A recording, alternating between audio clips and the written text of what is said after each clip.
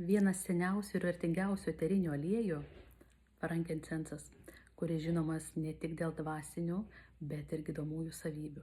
Prieš 2 savaitės turėjau tokią patirtį, kurią dalinausi savo Roma bendruomenėje. Žodžiu, turėjau čia tokį pjūvį, kur kokteilinės peiliai iškrito ir prakirto beveik iki kaulo. Ir buvo gausus kraujavimas. Tai ką aš dariau, aš aišku pasitelkiau savo įrankiais, naudojau geranium eterinį aliejų, kuris sustabdė kraujavimą.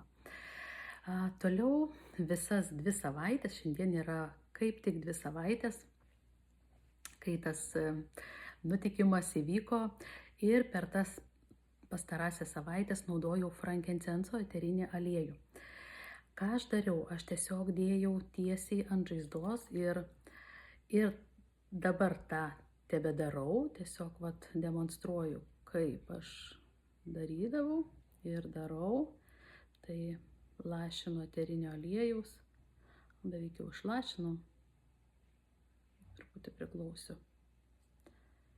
Taip, prisotrinu eterinio aliejaus ir tiesiai į žaizdelę įmasažuoju.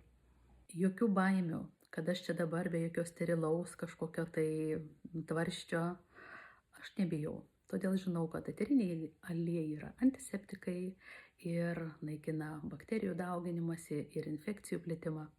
Greičiau gyja žaizdos, skatina kraujotaką ir uždegimą mažina. Pažįstama medikė pamačiusi mano žaizdą, sako, nepatinka man, sako, neturiu adatų, susiūčiau. Bet žinodama frankincenso regeneracinės savybės, aš tikrai pasiklioviau jo veikimu. Ir neapsirikau, labai puikiai per 2 savaitės matosi, kaip susikabino visi audinukai ir kaip čia gąsdino, kad randai didžiausi liks. Na nieko, tiesiog yra, matosi dar prapjovimas ir tikrai labai gražiai gyja. Jei kalbant apie frankincensą, žinokit, kad frankincenso rūšių yra labai daug. Tai aš naudojau Boswellia Carter, kurio vertė yra neišmatuojama, ir regeneracija mūsų odos, ir mūsų raukšlelių mažinimui, stangrina odą ir nereikia jokių prabangių kremų, tik tai frankincenso. O jei kalbant apie antioksidacinės savybės, ir saugo odą ir nuo laisvųjų radikalų poveikio, ir daug mokslinių tyrimų prieš augalinį veikimą.